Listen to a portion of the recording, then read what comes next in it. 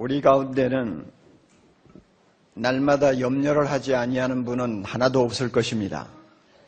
어떤 조사에 보니까 우리나라 사람들 가운데 약 절반은 내일에 대한 염려를 하고 있고 노후에 대한 불안을 가지고 있다, 이렇게 자료를 내놓은 것을 보았습니다마는 저는 이와 같은 자료는 피상적이라고 생각을 합니다. 반 정도가 염려하는 거 아니에요. 따지고 보면 열이면 열 다 염려를 하면서 한 생을 살고 있습니다. 무엇을 염려합니까? 사람마다 염려하는 내용들이 좀 차이가 있겠습니다마는 그 뿌리를 찾아 내려가 보면 예수님이 오늘 말씀에서 지적하신 것이 진리입니다. 목숨을 위하여 몸을 위하여, 목숨을 위하여 몸을 위하여, 다른 말로 말하면 생명의 안정과 건강, 이것이 우리 모두의 염려의 뿌리요 중심입니다. 그래서 주님이 목숨과 몸에 대한 특별한 염려를 오늘 지적하고 계시는 것입니다. 사람마다 차이가 좀 있기는 하겠죠. 어떤 사람은 염려의 강도가 좀 높고 어떤 사람은 좀 약해서 그저 심하게 염려를 하는 사람도 있지만은 염려를 하는지 안 하는지 잘 모르고 있는데 은근히 밑바닥에는 염려의 통증을 갖고 있는 사람들이 있습니다. 지금 더욱이 우리가 살고 있는 현실을 보면 이 염려라는 것이 아주 폭군처럼 우리를 괴롭힐 수가 있다는 것을 누구도 부인할 수가 없습니다. 한때 60% 이상이 되던 중산층이 지난 3, 4년 사이에 전부 무너져 버렸습니다. 그래서 아주 가진 자 부유층에서 가족들하고 한번 나가서 회식하면서 쓰는 돈을 가지고 식구를 데리고 한 달을 살아야 되는 저소득층이 점점 더 늘어갑니다. 체감 물가는 한 해 사이에 두 자리 숫자로 뛰어오르고 사교육비는 점점 늘어나서 하늘이 높은 줄 모르고 치솟고, 그래서 자녀 하나 키우는데 교육하는데 1년에 사교육비가 133만 원 평균 든다는 최근의 보도도 보았습니다. 전세가 월세로 바뀌면서 탐욕의 눈이 어두워진 그 집주인들 때문에 얼마나 가난한 사람들이 고통을 겪습니까? 쫓기고 쫓겨서 변두리로 아니면 지하의 단칸방으로 전부 쫓겨 들어가는 일을 우리가 많이 봐요. 그래서 신용불량자가 300만 명을 넘어섰다는 신문기사가 그저 하루가 멀다 하고 나오고, 그뿐입니까? 우리의 목숨과 건강을 위협하는 가상적이 얼마나 많아요. 교통사고 세계 제1위, 교통사망자 세계 제1위, 정말로 교통사고의 천국에 우리가 살고 있고, 자연이 얼마나 오염되었는지 1등인지 2등인지는 모르지만은 전부 다 90점 이상 받을 정도로 자연이 엉망이 되어버렸습니다. 이런 환경 속에서 우리가 매일 살고 있어요. 그러므로 우리의 목숨이 얼마나 위험을 받고 있습니까? 위협을 받고 있어요. 우리의 몸이 얼마나 위험에 노출되어 있습니까? 나 하나만 아니라 우리의 가족들이 얼마나 어려운 상황에 지금 노출되어서 매일매일 마치 줄타기를 하는 것 같은 하루하루를 살고 있는 것이 사실입니다. 그러니 이런 형편에서 염려하지 않고 산다는 것은 불가능한 정도가 아니라 뭔가 비정상으로 우리에게 느껴지는 것이 사실입니다. 오죽하면 솔로몬이 인생을 정의하면서, 그렇게 팔자 좋게 한 생을 산 사람도 인생을 정의하면서 인생이 뭐냐? 인생이 뭐냐? 평생 근심하면서 수고하다가 가는 것이다. 이게 인생이다 그랬어요. 이런 의미에서 염려는 인간됨의 실존이요, 참모습이라고도 말할 수가 있습니다. 성경에 보면은 위대한 믿음의 인물들이 참 많이 나오지 않습니까? 그런데 참 그들 한 분 한 분을 좀 뜯어보면 그렇게 믿음이 좋은데도 염려를 전혀 하지 않고 한 생을 보낸 사람이 거의 없어요. 예를 들면 바울 같은 사람 얼마나 믿음이 좋습니까? 그래서 자기의 교인들을 보고 아주 자신 있게 아무것도 염려하지 말라, 그리고 기도와 간구로 하나님 앞에 감사함으로 구하기만 해라 하고 참 교훈을 할 정도로 대단한 지도자였지만은 막상 자기가 염려를 해야 될 상황에 부딪히니까 똑같더라고 말이요. 에바브로디도라고 하는 자기의 제자가 자기가 수감되어 있는 로마 감옥에 방문을 왔다가 병이 들었어요. 그래가지고 이거 소망이 없을 정도로 아주 악화되었습니다. 그럴 때 바울이 얼마나 근심을 했던지 나중에 그 에바브로디도가 하나님의 은혜로 쾌유를 받았습니다. 그러자마자 그는 이렇게 고백을 했습니다.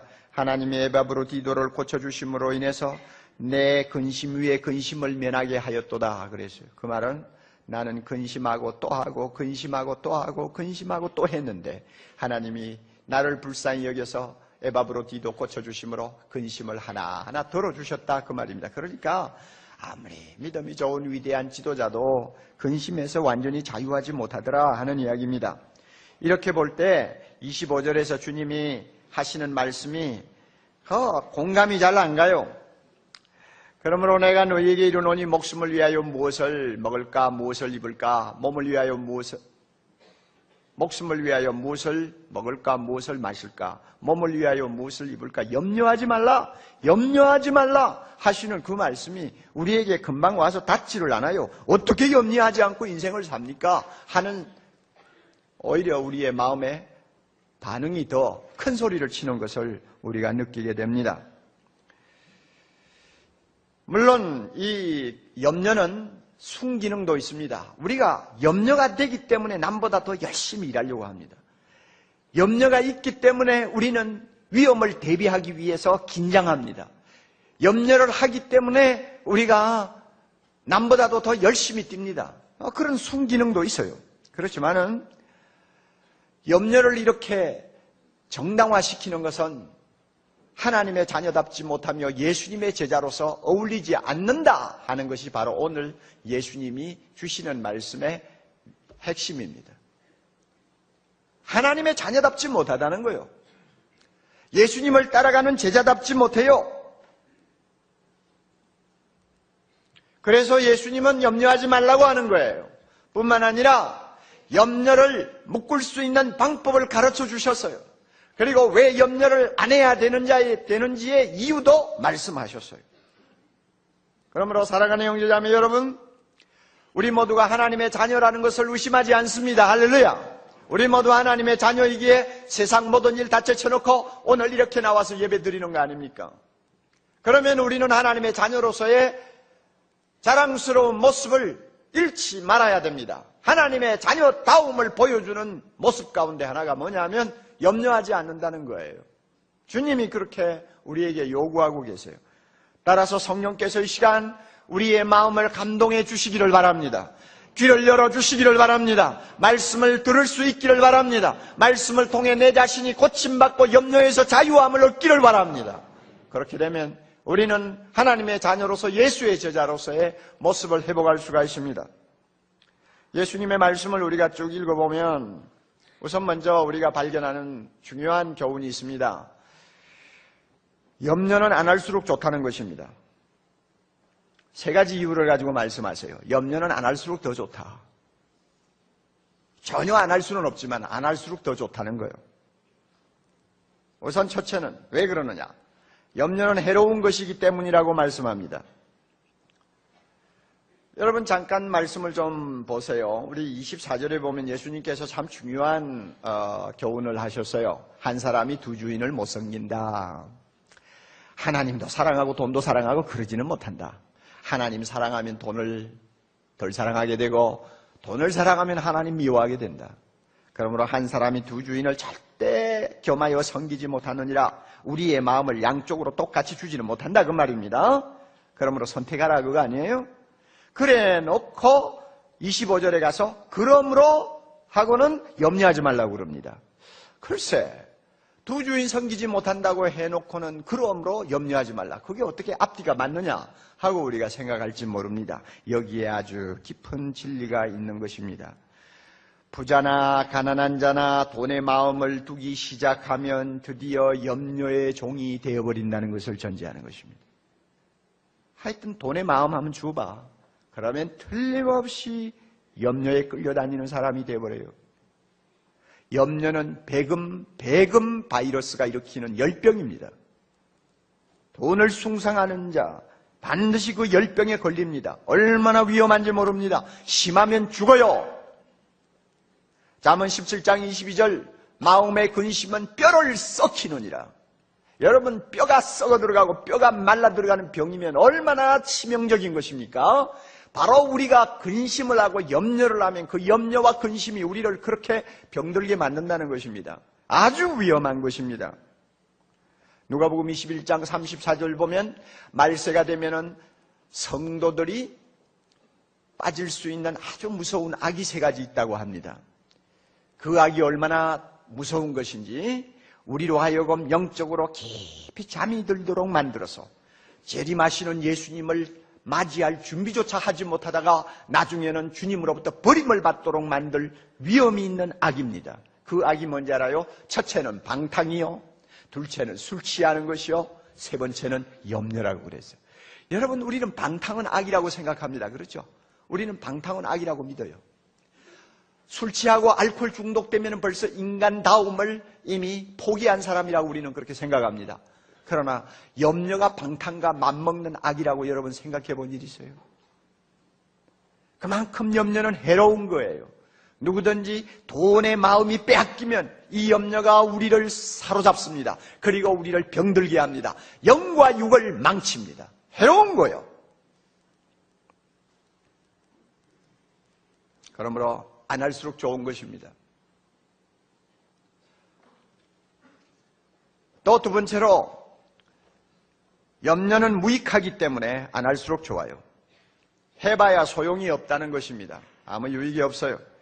27절 유명한 말씀 있지 않습니까? 너희 중에 누가 염려함으로 그 키를 한 자나 더 할 수 있느냐? 자, 키 작은 사람에게 염려 주사를 놓는다고 해서 한 번에 한 자나 자라는 거 봤어요? 한 30cm 자란다고 생각하세요? 아무도 염려해가지고 키 자라는 사람 없어요. 이 본문은 또 다른 해석이 가능합니다. 염려한다고 해서 너 생명을 한 자나 더 늘릴 수 있다고 생각하느냐? 안 된다고 말이에요. 우리가 염려해가지고 내 생명 1년 연장할 수 있고 2년 연장할 수 있다면 염려만 잔뜩 하면 1000년도 살 수 있게? 아무도 그거는 소용없다는 거 잘 알아요. 이렇게 염려는 무익한 것입니다. 어떤 사람이 이 염려를 재미있는 사실에다 비유를 했습니다. 자동차에 앉아가지고 기아를 딱 중립에 놓고 그 다음에 시동 걸고 엑셀레이터 밟아대는 것입니다. 그러면 보세요. 기아 중립에 놓고 엑셀레이터 한번 밟아보세요. 소리는 요란합니다. 엔진은 막 나중건다고 돌아갑니다. 그리고 기름은 펑펑 들어갑니다. 그러나 차는 한치도 안 움직여요. 에너지만 소비합니다. 소음만 요란합니다. 염려가 뭐냐? 꼭 기아를 중립에 놓고 엑셀레이터 밟는 것과 같다 그 말입니다. 사람만 요란해요.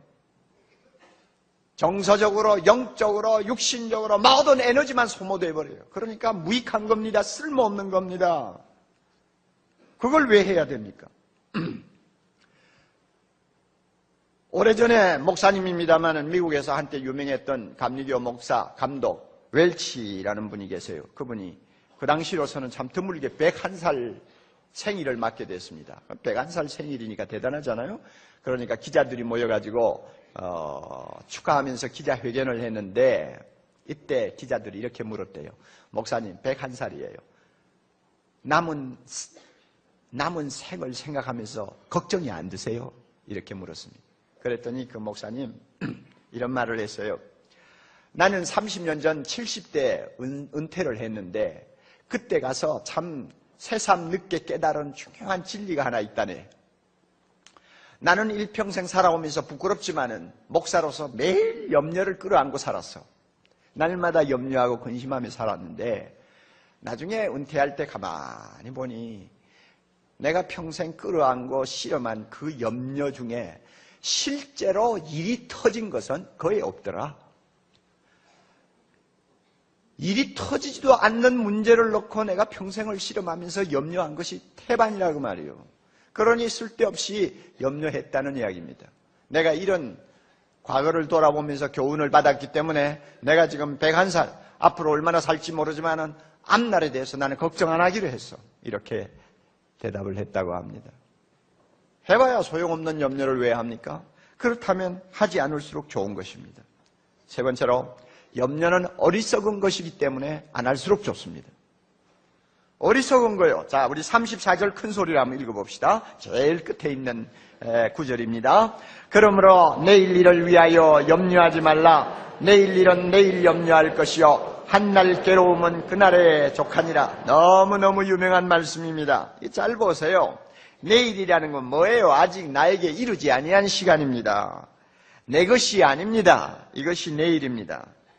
아직 이르지도 않았고 내 것도 아닌 시간, 나를 놓고 걱정한다는 거, 이것은 정말 어리석은 짓이라고 말입니다.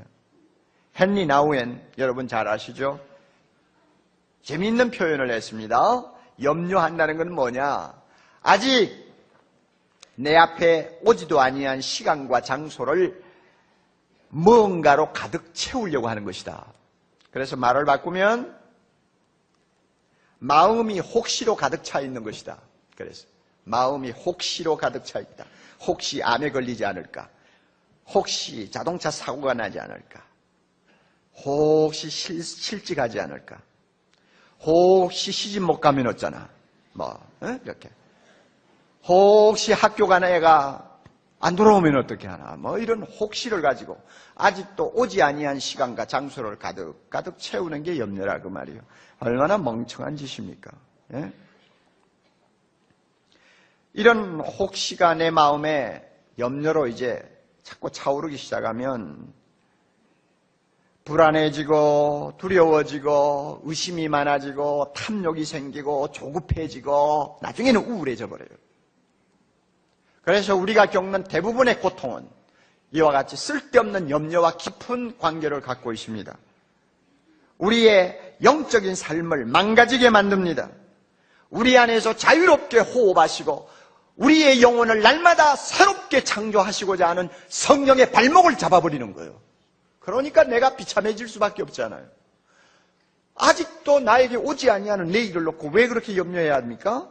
로마의 시인 호라티우스의 식구 가운데서 유명한 식구가 하나 있습니다. 이런 자만이 행복하리라. 이런 자만이 행복하리라. 오늘을 내 날이라고 말할 수 있는 자만이 행복하리라.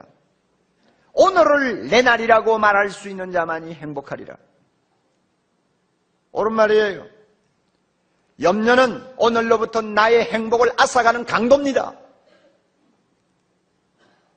주어진 오늘도 제대로 살 줄 모르면서 내일을 끌어안고 실험하고 염려한다는 거 바보짓이죠. 여러분 스스로를 잘 돌아보세요. 이처럼 염려라는 것은 하지 아니할수록 좋아요. 해로운 것이요, 쓸데없는 것이요, 무익한 것이요. 이런 걸 왜 해야 됩니까? 자, 우리가 이런 설교 들으면 또 주님의 말씀을 들으면 맞았어, 옳은 말이야, 옳은 말이야, 고개는 끄덕끄덕 하는데 문제는 내가 공감하는 이 진리가 내 마음으로 전달이 안 되는 거예요. 머리에만 남아가 끄덕끄덕하고 앉았어요. 그리고 마음에는 염려가 계속 제집 드나들듯이 드나드는 거예요. 이거 굉장히 안 좋은 현상입니다. 우리가 하나님의 말씀을 듣고 머리로 인식을 하고 확인했으면 그 말씀의 능력과 감동이 내 가슴으로 전해져야 돼요. 그리고 내 마음에 뿌리를 내려야 됩니다.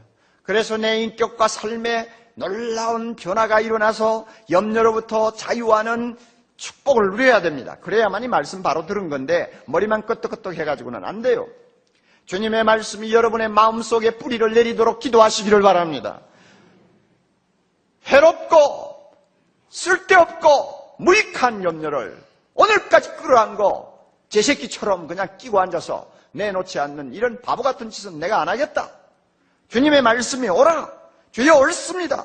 이 염려로부터 내가 벗어날 수 있게 해 주시옵소서. 주여 이 염려를 묶어서 꼼짝 못하게 해 주세요. 하고 우리가 기도한다면 성령께서 이 시간 우리를 도와주실 줄 믿습니다. 이제 중요한 메시지, 그 다음 메시지를 들으세요. 염려를 묶어놓을 수 있는 비결이 뭐냐 이겁니다. 우리가 염려로부터 완전히 등을 돌리지는 못해요. 세상이 너무 험하기 때문에. 그러나 염려가 함부로 날뛰지 못하도록 묶어놓을 수는 있어요. 어떻게 하면 묶어놓을 수 있느냐? 주님의 말씀이 오늘 이것을 가르쳐 줍니다. 비결은 믿음이에요. 세 가지 믿음이에요. 세 가지의 믿음이라고 하는 쇠사슬로 우리 염려를 꽉 묶어놓고 꼼짝 못하도록 만들 수가 있다는 것입니다. 여러분 잘 들으세요. 첫째는요, 아주 말을 저는 쉽게 제목을 붙였습니다. 왜냐하면 성경 본문 안에 있는 그대로 머리에 담는 것이 가장 기억하기 좋아요. 첫째 믿음이 뭔지 압니까? 하물며 너희일까 보냐의 믿음이에요. 따라하세요. 무슨 제목이 저런 제목이 있나? 자, 하물며 너희일까 보냐의 믿음. 그거 참 재밌네. 참 재밌어요. 자, 보세요. 예수님께서 염려하는 그의 제자들 보고 하시는 말씀. 자, 너희들 공중에 나는 새를 보라. 저 새 좀 봐라. 머리 위로 날아다니는 새를 보라. 저 새가 말이야 심지도 않았어. 추수도 안 했어. 곳간에서 안 오지도 않았어. 그러나 너희 천부께서 다 기르시고 먹이시지 않느냐. 그렇게 말씀하셨어요. 그리고 여러분, 염려하는 제자들 보고 너 들의 백합화 봤지? 백합화 참 이쁩니다. 새빨간 게 얼마나 이쁜지 몰라요. 우리는 백합화 하면 길쭉하고 보기 싫은 꼭 좀 뭐 그런 거 있잖아요. 그런 꽃이지만 정말 유대나라 백합화 이뻐요. 너 백합화 봐라. 저렇게 아름다운 백합화 누가 저렇게 옷을 잘 입혔냐? 하나님이 입히셨다. 하나님이 입히셨다. 그래 놓고요. 여러분 30절 한번 보세요. 오늘 있다가 내일 아궁이에 던지우는 들풀도 하나님이 이렇게 입히시거든. 다 같이 그 다음에 하물며 너희일까 보냐. 하물며 너희일까 보냐. 그러니까 하물며 너희일까 보냐가 무슨 뜻인지 벌써 딱 어감이 오잖아요. 공중의 새도 먹이시는 하나님. 참 그렇잖아요. 들의 백합화도 입히시는 하나님. 그런데 하물며 우리를 그대로 내버려 두시겠느냐 하는 이야기입니다. 여러분 공중의 새 자료를 보니까요, 지구에 있는 이 조류가 말이죠, 얼마나 되느냐? 한 1000억 마리 된대요. 살아서 날아다니는 새들이 한 1000억 마리 된대요. 엄청나요. 그 새가 어떻게 매일 먹고 사는지 우리 상상을 초월합니다. 그런데 우리나라에 절기 따라서 왔다 갔다 하는 제비 있잖아요. 어느 교수가 그 제비를 놓고 연구한 자료를 좀 보니까 그래요. 제비는 새끼에게 하루 100번 이상 먹이를 갖다 준대요. 이 순놈 암놈이 번갈아 가면서 이 곤충을 잡아가지고 100번 이상 가서 먹인대요. 그러니까 하루에 줄 잡아 7000마리의 이 날파리 곤충을 갖다가 새끼에게 먹이는 거예요. 그래서 새끼를 키우는 3주간 동안에는 무려 15만 마리를 먹이는 거예요. 이야, 여러분, 우리 보고 그렇게 제비에게 먹을 것을 주라면 여러분 주겠어요? 그런데 제비가 어디 한두 마리입니까?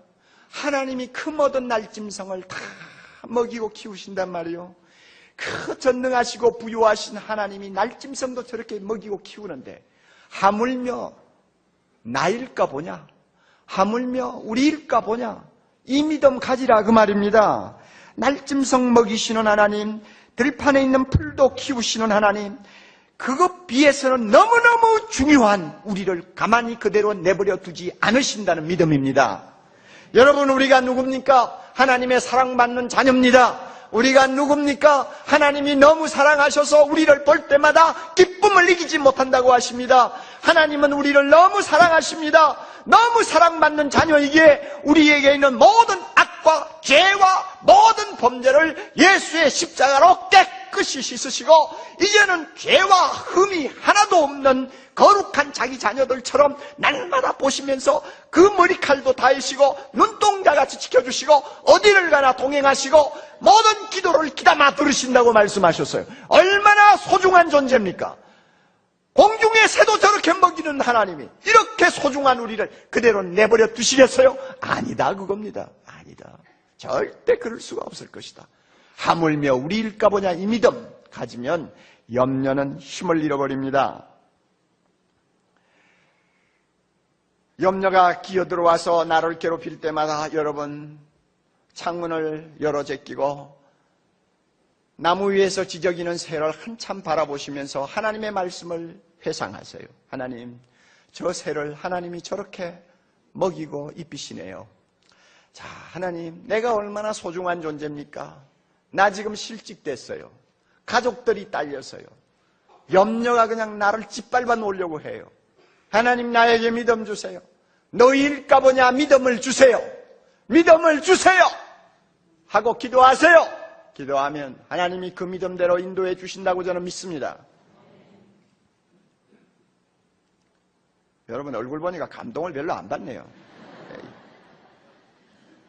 아직 뭐 그렇게 삶이 고달프지 않나 봐요. 그거 좋은 일입니다. 좋은 일이요. 그러나 꼭 여러분 기억하세요. 믿어야 됩니다. 믿음이 염려를 묶어놓습니다. 두 번째로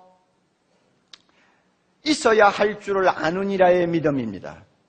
또 이것도 이상하네 생각할지 모르지만 성경에 있는 그대로 우리가 기억하기 위해서 이대로 붙입니다. 여러분 32절 한번 보세요. 자, 31절에서 염려하여 이르기를 무엇을 먹을까 무엇을 마실까 무엇을 입을까 하지 말라 해놓고는요 32절에 가서 이런 것은 다 이방인들이 구하는 것이라. 그 다음에 다 같이요. 너희 천부께서 이 모든 것이 너희에게 있어야 할 줄을 아시느니라. 할렐루야. 있어야 할 줄을 아신다고 하는 믿음. 하나님이 내 사정 다 아셔 하는 이야기입니다. 그렇잖아요. 여러분 여기에 이방인 이야기가 나왔으니 하는 말입니다. 이방인이 누굽니까? 하나님 하나님 모르는 사람들이에요. 귀신 섬기고 우상 섬기고 어떤 면에는 하나님을 대적하고 하나님께 불순종하는 악한 자들 아닙니까? 우리 주변에 예수 안 믿는 많은 사람들, 우상 숭배하는 사람들 다 이방인이요. 자, 여러분 이방인들 한번 보세요. 하나님이 그들에게 필요한 것이 무엇인지를 다 아시고 얼마나 골고루 하나님이 공급해 주십니까? 5장 45절 보면 하나님께서 악한 자들에게 비를 주시고 해를 주셔서 악인과 의인을 구별하지 아니하시고 다 주신다고 그랬잖아요. 5장 45절에. 우리 하나님께서 이 세상에 태어난 사람은 비록 이방인이라도 악인이라도 하나님을 섬기지 않는 사람이라도 다 필요한 것이 무엇인지 알고 다 주신다 그 말입니다. 자, 그렇다면 그의 사랑하는 자녀에게 필요한 것이 무엇인지 하나님이 모르실 리가 없잖아요. 다 알고 계세요. 다 알고 계세요.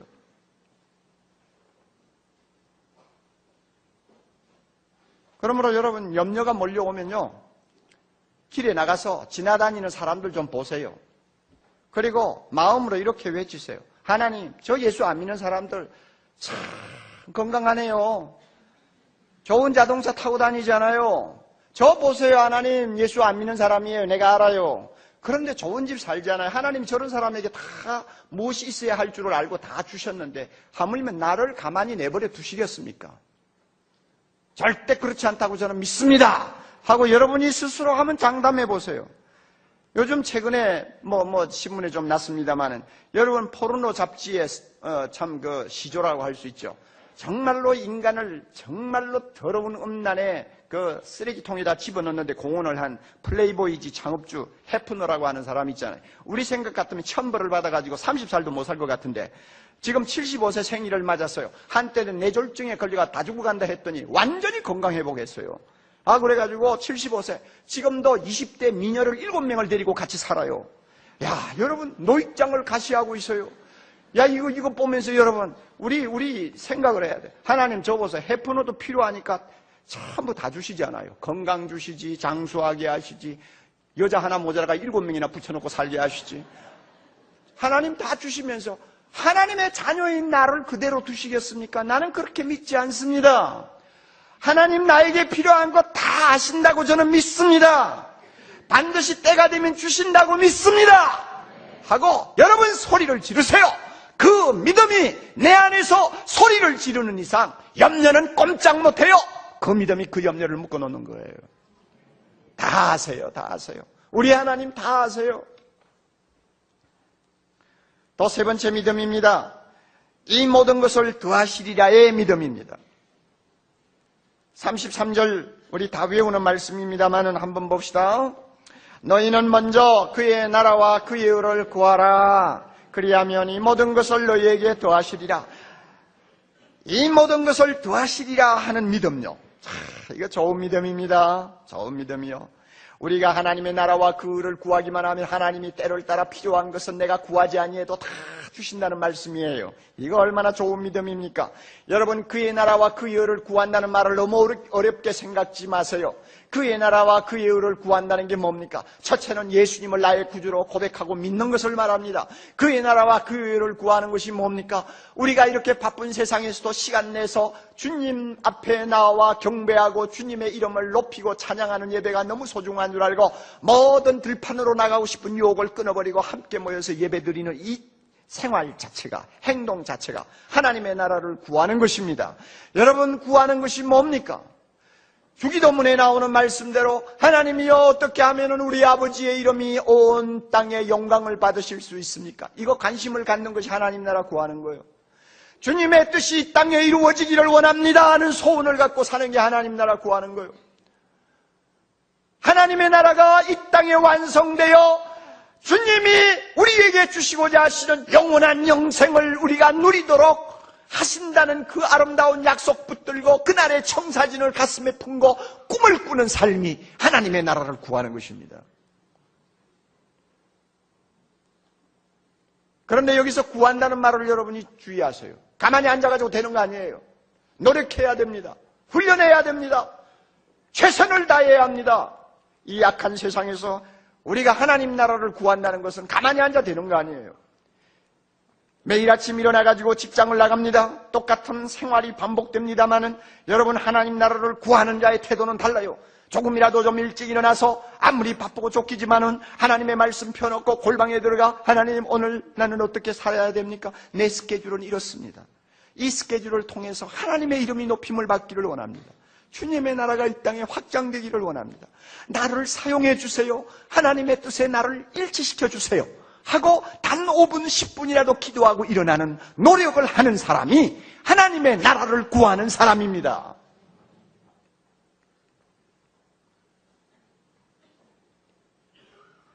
우리가 세상에 살되 세상에 속하지 아니한 사람답게 살려고 하는 노력, 이것이 영적인 삶입니다. 그래서 하나님의 관심사와 우리의 관심사를 일치시키고 우리의 삶의 무게를 하나님의 나라에다가 두는 것입니다. 이것이 그의 나라와 그의 의를 구하는 것입니다. 우선순위를 바로 정해서 하나님이 기뻐하시는 일은 항상 제일 먼저, 내가 좋아하는 것은 제일 뒤에, 이렇게 해서 우선순위를 정하고 우리가 신앙생활을 하려고 노력하는 것, 이것이 하나님의 나라를 구하는 것입니다. 그뿐 아닙니다. 한 걸음 더 나아가서는 나의 젊음과 나의 인생을 주님의 영광을 위해서 헌신하는 것이 하나님의 나라를 구하는 것입니다. 며칠 전에 우리 교회 교구장들이 양화진에 있는 선교사 공동묘지에 다녀왔어요. 가서 보기만 해도 은혜가 돼요. 그 미개한 한국나라 100여 년 전에 이 땅에 찾아온 위대한 선교사들, 20대 꽃다운 처녀로 찾아와가지고 복음 전하다가 20대 몇 년 안 돼서 20대 세상 떠난 처녀 선교사의 묘지. 뭐라고 적혀있는지 알아요? 나는 다시 100번을 태어나도 한국에 복음 들고 올 것이다. 바로 이런 자세가 그 나라와 그의 의를 구하는 헌신된 자세입니다. 어떤 선교사는 42살에 복음 전하기 위해서 배 타고 가다가 물에 빠져 죽은 사람도 있어요. 그리고 아이들이 묻혀있는 묘지에 가보면 그날 났다가 그날 죽은 거예요. 태어난 날과 죽은 날이 똑같아요. 그 당시에 의료시설이 전혀 없었잖아요. 애가 태어나가지고 좀 문제가 생기면 손을 쓸 수가 없는 거예요. 그러므로 태어났다가 그냥 죽은 거예요. 이 나라의 복음을 위하여 전부 썩는 미랄로 다 희생된 거룩한 생명들입니다. 이렇게 자기 생명을 주를 위해서 바치기를 헌신하는 것, 이것은 곧 그의 나라와 그의 의를 구하는 것입니다. 이렇게 우리가 평범하게 주님의 나라와 의를 구하든지 완전히 헌신하고 주의 나라와 의를 구하든지 간에 우리가 주님의 나라를 구하면 하나님이 약속하십니다. 이방인들이 날마다 걱정하는 건 내가 다 매일매일 공급해 주겠다 약속합니다. 너희는 내 나라 걱정하고 나는 너희들 걱정할 마. 응? 내가 너희들 걱정하면 너희는 염려 안 해도 돼 하시는 말씀입니다. 제가 한두 번 여러분에게 말씀을 드린 일이 있어요.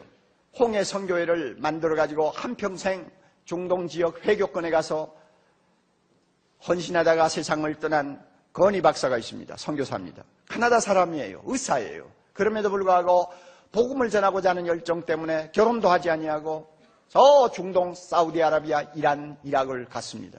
거기는 드러내놓고 복음도 못 전합니다. 비밀리에 복음을 전하는 사람, 복음을 전하고 삽니다. 평생 태어나서 죽을 때까지 알라 하다가 죽는 그 사람들 얼마나 불쌍해요. 그러니까 그들에게 복음을 전하기 위해 갔는데 내놓고 복음 전하지 못하니까 1년 내가도 열매가 하나도 없을 때가 수두룩한 거예요. 한국에 오셨을 때 제가 만났어요. 그가 나에게 편지 하나를 주었어요. 보니까 사우디에서 온 편지입니다. 선교사님, 제가 예수 믿는다는 것을 사람이 알면 제 등에 칼을 꽂을 것입니다. 그리고 우리 가족들 어떻게 될지 모릅니다. 그러나 저는 기뻐요. 예수님 믿었기 때문에 구원받은 것이 너무 기뻐요. 이런 편지입니다. 얼마나 가슴이 뭉클했는지 모릅니다.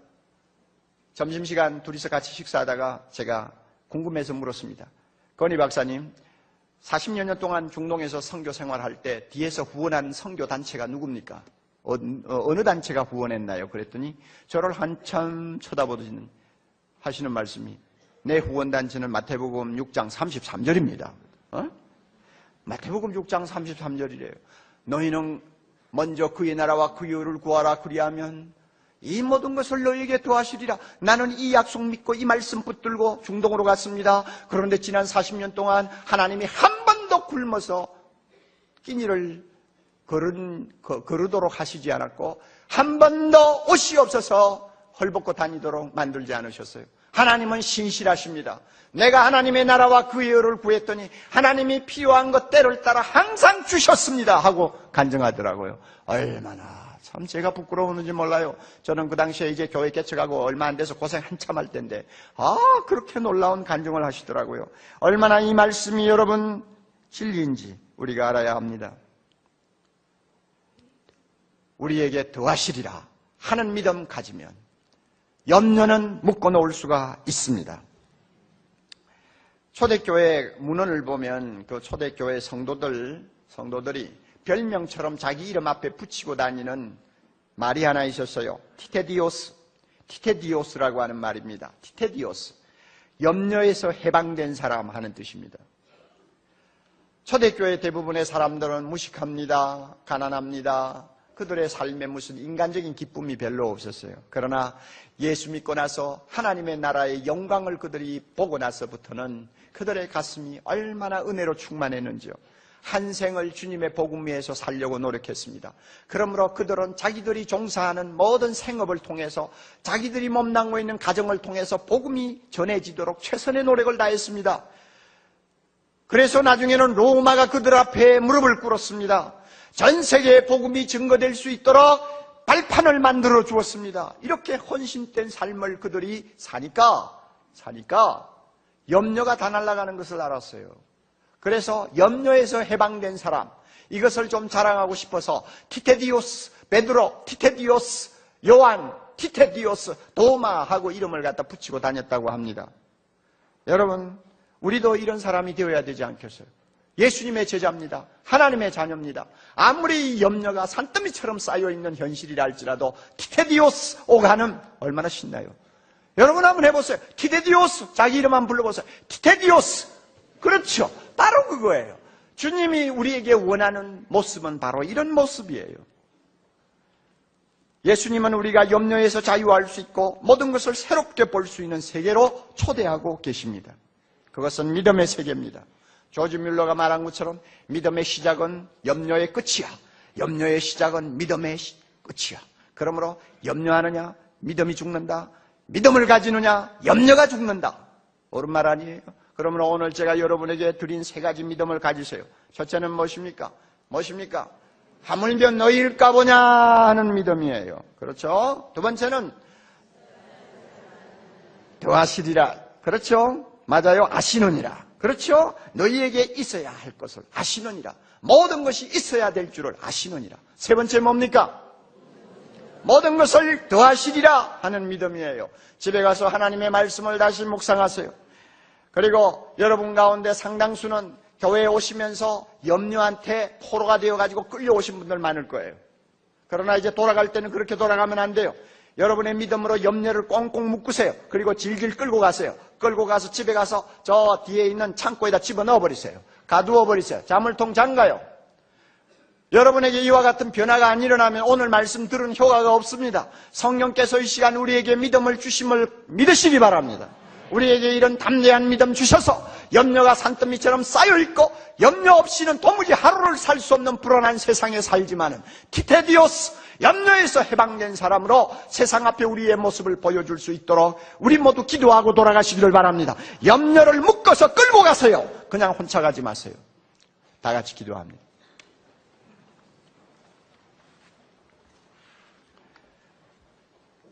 자비로우신 하나님 아버지, 우리 모두가 하나님의 사랑받는 자녀이기에 하나님께서는 우리에게 염려하지 말라고 말씀하시는 줄 우리가 오늘 배웠습니다. 주여, 염려하지 않게 하옵소서.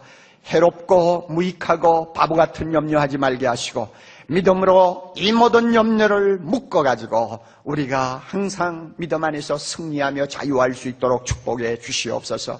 오 하나님 아버지, 우리 중에는 눈만 뜨면은 염려를 도무지 하지 않고는 살 수가 없는 어려운 상황에 빠져있는 형제자매들도 있습니다. 주여, 이 시간 믿음 주시기를 바랍니다. 믿음 주시기를 바랍니다. 공중의 새를 보고 믿음을 갖게 하옵소서. 들의 주여 백합화를 보고 믿음을 갖게 하옵소서. 이방인들을 바라보면서 믿음을 갖게 하옵소서. 자신을 온전히 주님의 나라를 위해 헌신하는 선교사들을 보고 믿음을 갖게 해 주시옵소서. 반드시 주님이 은혜 주심을 우리 모두가 알고 돌아갈 때는 나의 염려를 다 믿음으로 꽁꽁 묶어서 끌고 가는 승리자가 되게 해 주시옵소서. 예수님 이름으로 기도하옵나이다. 아멘.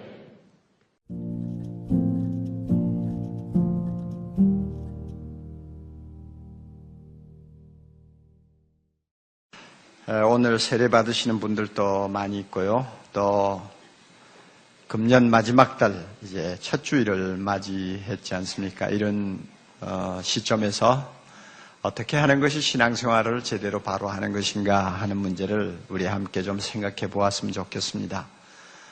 하나님께서 우리를 세상에서 불러내시고 세상 사람과 구별해서 자기 자녀 삼으신 목적이 있습니다. 저나 여러분이나 모두 하나님의 특별한 사랑을 입고 부름받은 사람들입니다. 각자 예수 믿은 동기도 다르고 또 믿게 된 여러 가지 과정도 다양하지만 우리 모두에게 동일한 것이 있다면 배후에 우리를 불러내신 하나님의 손이 있었다는 것입니다. 왜 그분이 우리를 세상 사람과 구별해서 예수 믿게 하셨을까?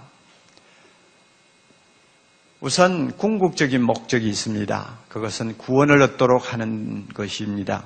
구원하면 하나님이 계시는 그 나라에 가서 하나님과 함께 하나님이 누리는 그 생명을 우리가 함께 누리면서 하나님이 또 가지고 계시는 그 지복을 우리가 받아서 영원토록 사는 것이 구원이라는 것입니다. 그것은 참 생각만 해도 황홀한 것이고 엄청난 축복입니다. 이 구원을 우리에게 주시려고 우리를 불렀습니다. 그리고 그의 자녀 삼으셨습니다. 또 현실적인 목적이 있습니다. 그것이 뭐냐 하면은 이 세상에 우리가 살 동안 창조자 되시고 구원자 되신 하나님을 기쁘시게 하는 삶을 살도록 하는 것입니다. 이렇게 사나 저렇게 사나 우리가 한 세상을 살다 갑니다마는 하나님은 이 짧은 한 생을 살 동안 가장 고상한 목적을 가지고 살도록 우리를 불러서 또 그러한 삶을 우리에게 명령하셨습니다. 그게 뭡니까? 하나님을 기쁘시게 하는 삶입니다. 하나님의 뜻대로 순종하는 삶입니다. 하나님이 원하는 삶을 살아드리는 것입니다. 이 현실적인 목적을 위해서 하나님이 우리를 불렀습니다. 다시 반복합니다. 궁극적인 목적으로는 우리에게 구원을 주시려고, 현실적인 목적으로는 우리가 하나님을 기쁘시게 하는 복된 사람 되게 하시려고 우리를 부르셨어요. 그런데 우리 모두가 다 경험하는 바와 같이 구원을 얻는 신앙생활, 하나님을 기쁘게 하는 신앙생활, 말처럼 쉽지를 않습니다. 가만히 그저 믿기만 하면 된다고 하니까 그저 믿기만 하면 가만히 앉아 있어도 자연적으로 돌아가는 그런 무엇이 아닙니다. 굉장히 어렵습니다. 우선 한번 생각해 보세요. 우리가 하나님과 더불어 저 나라에서 영원히 사는 구원을 기다리고 있잖아요. 그런데 여기에 앉아있는 우리 모두는 대부분이 그런 사건이 일어난다고 해도 적어도 40년, 50년 후에나 일어날 거다 하고 생각합니다. 왜? 그때쯤 되면 우리 모두가 세상을 떠나야 될 나이가 될 테니까요. 당장 세상이 뒤집어져서 우리가 함께 하나님 앞으로 부름받는다면 모르지만 그저 우리가 자연 법칙에 의해서 세상을 얼마 동안 살 것이다 하는 계산을 하다가 보면 앞으로 하나님이 주시려고 하는 구원은 한 50년 후에나 바라볼 만한 것이란 말이에요. 그렇다면 여러분, 세상을 50년 산다, 인생은 짧다고 하니까 50년도 별거 아니다 하고 우리가 생각할지 모르지만 실제로 살아보면 50년 그거 굉장한 세월입니다. 긴 세월입니다. 30년도 긴 세월입니다. 왜 우리가 길다고 하느냐? 그 20, 30년 아니면 40, 50년 그 인생길을 걸어갈 동안 우리가 겪어야 될 산전수전 어려운 시련이 한두 가지가 아니니까 그 모든 고비고비를 넘어서 우리가 하나님의 나라의 문에까지 간다는 것은 그것은 쉬운 거 아니에요. 우리가 앞으로 어떤 환난을 겪을지 잘 몰라요. 어떤 슬픔과 고통을 맛볼지 몰라요. 또 얼마나 화려한 인생을 살지도 몰라요. 하여튼 우리 앞은 예측을 할 수 없는 길이거든요. 이런 길을 걸어가면서 마지막 구원을 우리가 바라보는 것입니다. 그러므로 구원을 얻기 위한 신앙생활은 쉽지 않는 거예요. 뿐만 아니라 하나님을 기쁘시게 하는 매일매일의 삶도 결코 쉽지를 않아요. 하나님을 기쁘시게 하려는 삶을 살려고 하면 할수록 우리를 유혹하는 것들이 주변에 너무너무 많습니다. 요즘은 세상이 점점 더 우리를 유혹하는 쪽으로 발전하고 있습니다. 여러분, 예를 들어 봅시다. 하나님은 거룩한 삶을 원합니다. 그러나 인터넷을 들어가서 뒤집고 돌아다니다가 보면 별의별 것을 다 만납니다. 거기에 그저 자기도 모르게 혹 빠져들기 시작하면은 하나님을 기쁘시게 하는 삶은 저만큼 가버립니다. 그리고 나의 어떤 욕구 불만을 채우고 나의 어떤 호기심을 충족시키기 위해서 자꾸 몰입하게 됩니다. 그러다 보면 하나님을 기쁘시게 하는 삶이라는 것은 종교적 구호에 지나지 않는다 그 말이에요. 얼마나 유혹이 많은지요. 여러분, 우리 주변을 보세요. 점점 바빠지지 않습니까? 점점 경쟁이 살벌해지지 않습니까? 이런 세상에서 그저 남에게 뒤떨어지지 않으려고 애를 쓰다가 보면은 하나님 기쁘시게 하는 그런 일은 저만큼 가버려. 그리고 모든 것이 나의 생각 속에서 맴돌고 그 다음에 나의 어떤 목적을 향해서 뛰다가 보면은 10년이 가고 20년이 간단 말이에요. 이런 참 유혹이 많은 세상에서 하나님을 기쁘시게 한다는 삶, 말처럼 쉽게 되는 거 아니라 그 말이에요. 자, 그러다 보니 천국까지 가는 길도 험하고 하루하루 하나님을 기쁘게 하는 삶도 만만치를 않는 일이고, 그러다 보니 우리의 신앙생활이 왔다 갔다 하기가 쉬워요. 다시 말하면 변덕이 많은 신앙생활을 하기가 쉽습니다. 유혹이 없을 때는 좀 잘해보다가 교회도 열심히 나오고 뭐 성경도 좀 읽어보려고 애를 쓰고, 그리고 안 믿는 사람 만나면은 좀 전도도 해보고, 나름대로 하나님 기뻐하시는 일을 좀 해보려고 하다가 어떤 유혹이 와가지고 나도 모르게 막 꽝 하고 쓰러져 버리면, 그저 성경도 저만큼 가버려라, 기도도 안 해, 나중에는 술도 한 잔 마셔보고 뭐 하고 싶은 대로 다 한단 말이에요. 신앙생활이 일관성이 없어져 버립니다. 그리고 우리가 참 한 생을 살다가 보면 어려운 일 많지 않아요? 오늘 2부 3부 간증하시는 분들 들으니까 참 어려서 학습을 받았는데 학습 받은 지 40년 만에 세례 받는다고 하는 형제도 있더라고요. 그럼 그동안 예수 믿는 거하고는 남이 돼버린 사람이에요. 그렇게 살다가 암이 들고 그 다음에 뭐 사업 망하고 이제는 모든 것에서 자신감을 잃어버리니까 주여 하고 돌아온단 말이에요. 그건 뭘 의미하느냐. 참 세상에서 신앙생활하기 어렵다고 말해요. 그러니까 우리 신앙생활이 일관성을 잃어버리기 쉬워요. 좀 좋으면 잘해보다가 좀 안 되면 그만두고, 마음이 뜨거워지면 좀 해보다가 마음이 식어버리면 손에서 놔버리고, 설교 듣고 좀 감동이 되면 며칠 좀 잘해보다가 나중에는 감동이 식어지면 또 옛날로 돌아가고, 그래가지고 일관성이 없이 변덕이 심한 신앙생활을 하기가 쉬워요.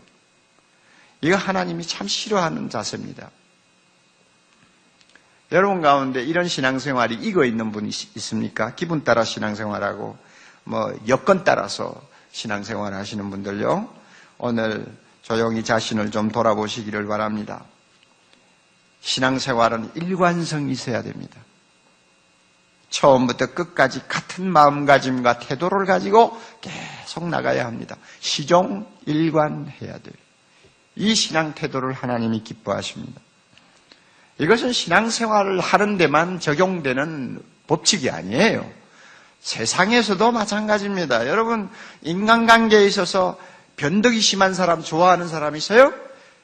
조령 모계식으로 아침에 이 말했다 저녁에 저 말했다 해서 도무지 믿을 수 없는 사람 여러분 신뢰할 수 있습니까? 신뢰할 수 없어요. 인간관계가 다 파괴되고 맙니다. 그렇게 변덕이 심하면, 믿을 수가 없으면 아무도 자기 곁에 오지 않습니다. 그렇잖아요. 여러분, 사업을 해도 마찬가지 아니에요. 자기 사업이 참 사람들에게 인정을 받으려면 뭔가 원칙이 있고 분명히 가는 목적이 있고 사람들이 보아도 고개를 끄덕끄덕하고 믿어줄만 할 때 그 사업이 잘 되는 것이지, 기분대로 사업하는 사람 성공하는 거 봤어요? 우리가 어떤 브랜드에 대해서 자기도 모르게 쉽게 선택하는 버릇이 있습니다. 무슨 전자제품을 하나 사도 어떤 브랜드 하면은 그저 별로 다른 생각 많이 하지 않고 가서 쉽게 삽니다. 그 브랜드 사가지고 한 몇 년 써보다가 또 새로 사야 되면 자기도 모르게 발길이 그리로 가요. 왜 그렇습니까? 그 브랜드에 대한 신뢰감이 있거든요. 신뢰감이 있다는 말은 그 브랜드는 항상 질이 좋다, 고객을 만족시키는 상당한 수준의 제품을 만들어낸다 하는 무언가 신뢰감이 있으니까 자기도 모르게 그 브랜드를 선택하는 거예요. 이와 같은 일관성이 없이는 그 브랜드가 살아남을 수가 없죠. 우리가 점심 먹으러 나가면 나도 모르게 발걸음이 옮겨지는 식당이 있어요.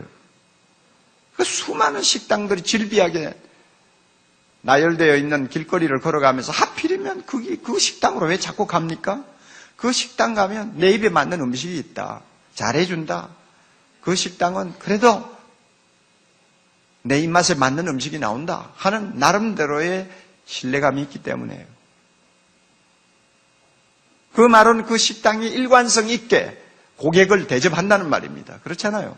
세상에서도 이런 일관성이 있어야 뭐가 되는 세상인데, 하물며 신앙생활을 하면서 구원을 받겠다, 하나님을 기쁘시게 하겠다 하는 매우 고상한 목적을 가지고 교회를 드나드는 사람이 마음가짐이나 태도에 일관성이 없이 날마다 변덕이 심해가지고 무슨 제대로 신앙생활하며 하나님 앞에 칭찬 듣겠습니까? 그렇잖아요. 그러므로 이 일관성은 참 중요합니다. 여러분, 일관성이 뭡니까? 다시 한번 정리합니다. 일관성이 뭡니까? 변덕스러운 기분이나 갑작스러운 변화나 일시적인 유행과는 거리가 먼 꾸준함을 가리키는 말입니다. 그래요. 내 기분하고 관계없어요. 세상 돌아가는 거하고 관계없어요. 어떤 변화가 일어나도 내하고는 무관해요. 하나님을 향한 내 마음 자세는 꾸준한 거예요. 항상 동일해요. 이게 일관성이에요. 일관성이 뭡니까? 우리로 하여금 곁길로 가게 하는 세상에서 모든 유혹에 맞서 낮이고 밤이고 낮이고 밤이고 우리로 하여금 제자리에 있게 만드는 것. 이게 일관성이에요.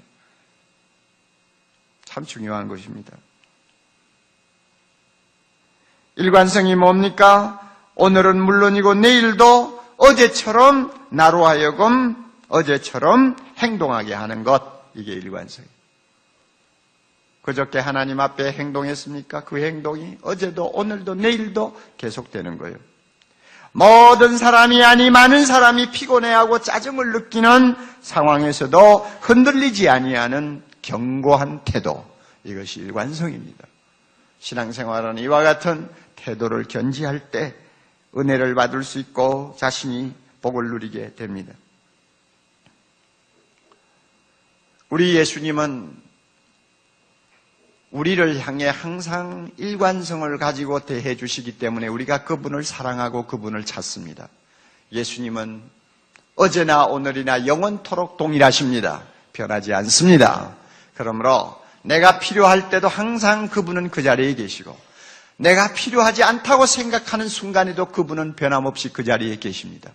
그러므로 우리는 언제나 그분을 찾으면 만날 수 있습니다. 예수님의 일관성입니다.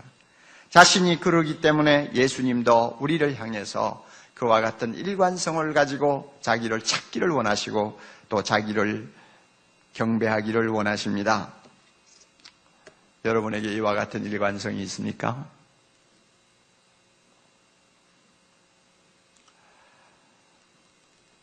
우리가 시종일관 하나님 앞에 성실하려면 몇 가지 꼭 실천을 해야 될 것이 있습니다. 오늘 본문이 그것을 가르쳐 주는데요. 첫째는 부지런해야 된다고 말합니다. 부지런해야 돼요. 여러분 11절 한번 보세요. 우리가 간절히 원하는 것은 너희 각 사람이 동일한 무엇입니까? 부지런함을 나타내어 끝까지 소망의 풍성함에 도달하기를 바란다. 그리고 또 12절 가서도 게으르지 아니하고 하고 하는 말씀 나오죠. 부지런해야만이 사람이 일관하게 신앙생활할 수 있다고 말합니다. 로마서 12장 11절에도 말씀합니다. 부지런하여 게으르지 말고 열심을 품고 주를 섬기라. 부지런하여 게으르지 말고 열심을 품고 주를 섬기라. 이 부지런함이 없이는 우리의 행동을 시종일관 동일하게 유지할 수가 없습니다. 아무리 결심을 100번 해도 게을러 빠진 사람은 그 행동 그대로 나가지 못, 그 결심대로 실천 못해요. 교회를 다니는 많은 분들, 특별히 젊은이들 보면 게으른 사람들이 가끔 많이 있어요. 여러분, 게으름은 만국의 병입니다. 예수 믿고 나면 그 게으름도 뿌리가 뽑힙니다. 그리스도 안에서 새로운 피조물이 되면 내 몸에 익어있던 습관, 게으른 습관이 다 나중에는 파괴되어 버립니다. 그럴 때 그 사람을 일컬어서 새로운 피조물이라고 그러는 거예요. 영혼은 새로워졌는데 몸은 여전히 게을러 빠져있다. 그 사람은 완전히 변화받은 사람이 아니에요. 여러분, 내가 주님을 이렇게 섬기겠다. 나는 주님이 기뻐하시는 일을 이렇게 매일 하겠다고 100번 일기를 쓰고 결심해놔도 한번 게을러가지고 실천 못하면 그 다음부터 다시 원점으로 돌아가는 거예요. 하나님은 게으른 사람을 미워합니다. 개미보다 못한 사람으로 취급합니다. 여러분 가운데 게을러 빠진 것을 그저 팔자로 생각하는 사람 있나요? 이 시간 주님의 이름으로 꼭 고침받기를 바랍니다. 아멘한 사람은 꼭 고침받기를 바랍니다. 뭐든지 일사불란하게 이 신앙생활 하려면 부지런해야 돼요. 안 그래요? 여러분 한번 생각해 보세요. 우리 예수 믿는 사람이 얼마나 바빠야 되는지요. 우리는 세상 사람과 경쟁하고 있잖아요. 그들에게 뒤떨어지면 안 돼요. 그런데 우리는 그들보다 시간을 더 많이 써야 될 일이 있습니다. 신앙생활이요. 세상 사람은 신앙생활 안 하니까 시간이 그만큼 남아요. 자기가 하고 싶은 일에 그만큼 집중할 수가 있어요. 그러나 우리는 그들에게 떨어지지 않기 위해서 그들과 똑같이 열심히 하면서 또 시간 내가지고 교회 와서 성경 공부해야 돼, 예배 드려야 돼, 제자훈련 받아야 돼, 형제들과 봉사생활해야 돼. 얼마나 정신없어요. 그러니까 예수 믿는다는 사람이 제대로 신앙생활 하려면, 그리고 사회 사람들에게 뒤지지 않으려면 2배, 3배 부지런하지 않냐면 안 된다 그 말입니다. 게으르면 안 됩니다. 여러분 부지런하세요. 사랑의 교회 성도들 부지런하세요. 금년 초에 참 나는 이렇게 신앙생활 하겠다 작심을 해놓고 12월에 와서 보니 그대로 실천하지 못하는 일들이 한두 가지가 아니겠죠. 그 원인을 한번 살펴보세요. 다 게을러 빠져서 그런 거예요. 게을러 놓으니까 하다가 안 되면 그만 집어치우는 거예요. 그래요 안 그래요? 그래요. 저 딱 봐요. 똑바로 봐요. 성가대 날 쳐다도 못 봐요. 지금 부끄러워가지고. 여러분 그렇잖아요. 또 하나 우리가 일관성 있는 신앙생활을 하려면 꼭 필요한 것, 꼭 실천해야 될 거 있습니다. 그것은 인내하는 것입니다. 12절에 보면 믿음과 오래 참음으로 말미암아 약속들을 기업으로 받는다 하는 말씀이 나오고요. 그 다음에 이 본문 내용은 아브라함을 특별히 중심에 두고 하는 말인데 15절 봅니다. 아브라함은 어떠했습니까? 이같이 오래 참아, 다 같이요, 약속을 받았나니라. 오래 참아 약속을 받았나니라.